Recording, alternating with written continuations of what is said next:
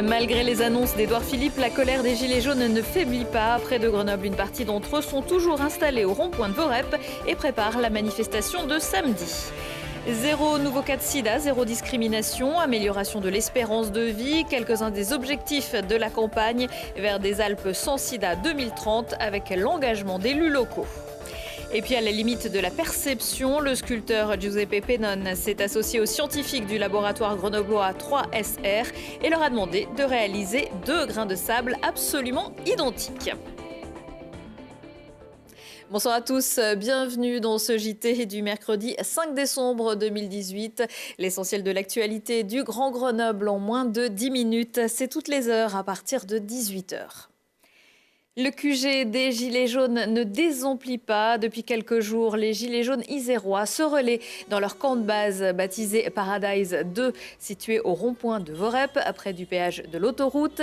Les récentes annonces du Premier ministre n'ont pas fait baisser leur volonté. Ils réclament une revalorisation des salaires et de la dignité et n'excluent pas de rester toutes les vacances scolaires s'il le faut. C'est juste reculer pour mieux sauter, c'est tout. Donc on n'arrêtera pas le mouvement. De toute façon, on n'y croit plus comme beaucoup et on n'arrêtera pas tant qu'on aura... De toute façon, notre mouvement, il est, comme on dit, apolitique et on veut vraiment faire notre mouvement pour arriver à quelque chose parce que le gouvernement, on n'y croit pas. Regardez, ils disent des choses pour suspendre 6 mois et après on remet tout en place. Nous, si on est là aujourd'hui dans la rue à l'heure d'aujourd'hui, c'est parce qu'on n'en peut plus et il faut que ça change, quoi. La première réclamation en fait qu'on aimerait, c'est mettre en place le RIC, le référendum d'initiative citoyenne. C'est la première chose à mettre en place parce que sans ça, on n'a pas notre mot à dire. De la réponse du gouvernement, parce que si on appelle ça une réponse, non, pour moi c'est pas une réponse. Hein. Bah, il répond pas, il se fout de notre gueule. Il fait juste reculer pour mieux sauter. Et moi, vaut mieux pas que je demande parce que là, ils vont pleurer. Moi, je demande à ce qu'ils soient tous au SMIC. Comme ça, le SMIC, il va augmenter. Parce qu'ils s'apercevront que c'est pas possible de vivre avec un SMIC. Des propos recueillis par Julie Ségala. Samedi, nouvelle journée de mobilisation. Les manifestants laisseront les barrières du péage de Vorep ouvertes. Un rassemblement est prévu autour de 9h devant la préfecture de l'Isère. Par ailleurs, la journée a également été émaillée à Grenoble de plusieurs incidents. En marge de la mobilisation lycéenne, du mobilier urbain a été pris pour cible.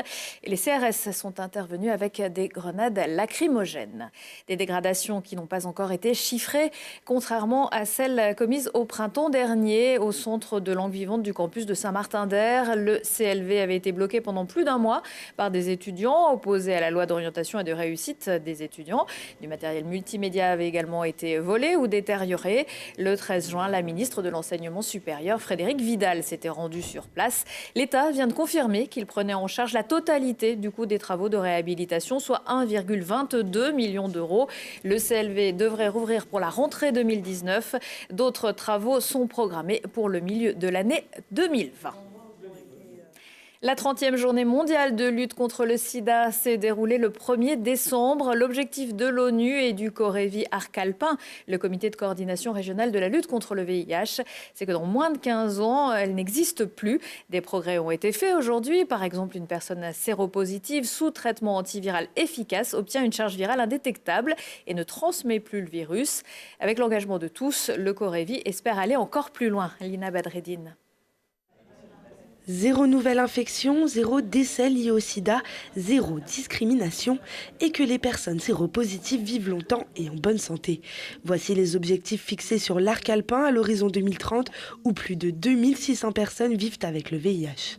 Comment y arriver? En fait, c'est en mutualisant tous les acteurs de terrain, que ce soit des médecins, des institutionnels, des associatifs, pour pouvoir vraiment aller rassembler le plus de personnes, qu'il y ait le plus de monde qui se fasse dépister, attirer un peu l'attention des pouvoirs publics pour qu'on ait vraiment les moyens de mettre fin à l'épidémie.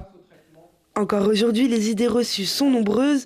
Embrasser ou boire dans le même verre qu'une personne séropositive n'est pas contaminant et les personnes homosexuelles ou usagères de drogue ne sont pas les plus touchées. 86% des transmissions se font par voie sexuelle. Désormais, il existe des traitements post-exposition qui permettent d'éliminer le virus tant qu'il est dans le sang. Avec les nouveaux traitements, il est possible pour une personne séropositive de ne plus être contaminante. On peut avoir une vie tout à fait normale, comme tout le monde. Et puis avoir une vie professionnelle, avoir une vie de famille, faire des enfants, vraiment tout est, il n'y a aucune raison pour qu'on ne puisse pas faire comme tout le monde. Pour prévenir une contamination, en plus des préservatifs, d'autres outils sont mis à disposition. Par exemple, la PrEP, qui désigne l'usage de médicaments dits antirétroviraux pour empêcher la contamination par le VIH chez des personnes séronégatives. À Grenoble, 926 personnes vivant avec le VIH sont prises en charge. La ville communique sur le sujet pour donner de la visibilité et accompagner la lutte. La ville de Grenoble en parle sur son magazine municipal, qu'on ouvre le marché de Noël aux associations. La Tour Perret est illuminée depuis aujourd'hui et cependant 3 semaines avec le ruban rouge. Sur les bulles de la Bastille, il y a également des rubans rouges, donc il faut donner de la visibilité. Mais aussi un tramway circule en ville pour augmenter cette visibilité. 5 pharmacies de l'agglomération grenobloise participent également à cet objectif et distribuent depuis samedi des préservatifs gratuits et proposent des conseils sur les autotests. Le centre Pompidou, le château de Versailles, le musée de Grenoble et maintenant le laboratoire 3SR. Une œuvre de Giuseppe Pennone, sculpteur internationalement reconnu et exposé dans des places artistiques fortes, trône désormais au cœur de ce laboratoire de l'UGA, spécialisé dans la mécanique du solide.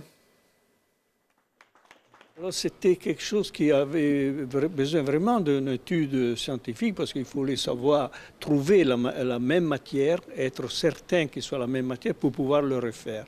Et après, ça a été travaillé au laser et dans des dimensions qui sont, pour donner un ordre de valeur de dimension, c'est des grains qui sont 1 millimètre, 1,5 millimètre de grandeur.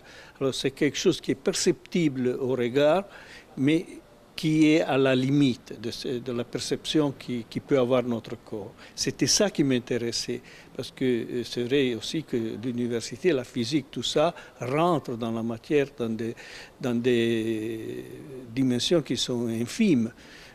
Mais le rapport de notre corps à la réalité ne change pas. C'est toujours et l'art, c'est quelque chose qui a besoin d'un langage qui est direct, qui ne doit pas être médié par une interprétation ou par une démonstration qui est liée à l'optique ou à des instruments scientifiques. Cette œuvre prêtée par la ville rejoindra les collections du musée de Grenoble dans 3 ans. Laissez-moi rêver que j'ai 10 ans. C'est le cas du multi-accueil de Fontaine 3 Pommes qui souffle en cette fin d'année ses 10 bougies. Plusieurs espaces en un et un lieu devenu incontournable pour les familles de la commune. Fanny Chachat. Les familles fontainoises sont venues nombreuses en ce mois de novembre célébrer les 10 ans de l'espace 3 Pommes. Un attachement qui n'est plus à prouver pour cet équipement qui s'adresse à tous les Fontainois dès leur naissance et même avant. En effet, l'espace 3 Pommes est notamment là pour aider les parents à trouver le mode de garde qui leur correspond, mais il assure aussi bien d'autres missions. Ce soir, on fête les 10 ans de 3 Pommes, équipement qui a ouvert en 2008 sur la commune, et puis également les 20 ans du relais assistante maternelle. Les services à l'intérieur qui sont le relais assistante maternelle, le lieu d'accueil enfants-parents, un accueil de loisirs 3-5 ans.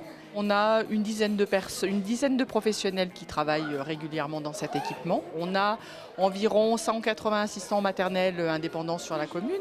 Un grand nombre, environ 70-80, utilisent régulièrement les services du relais assistante maternelle.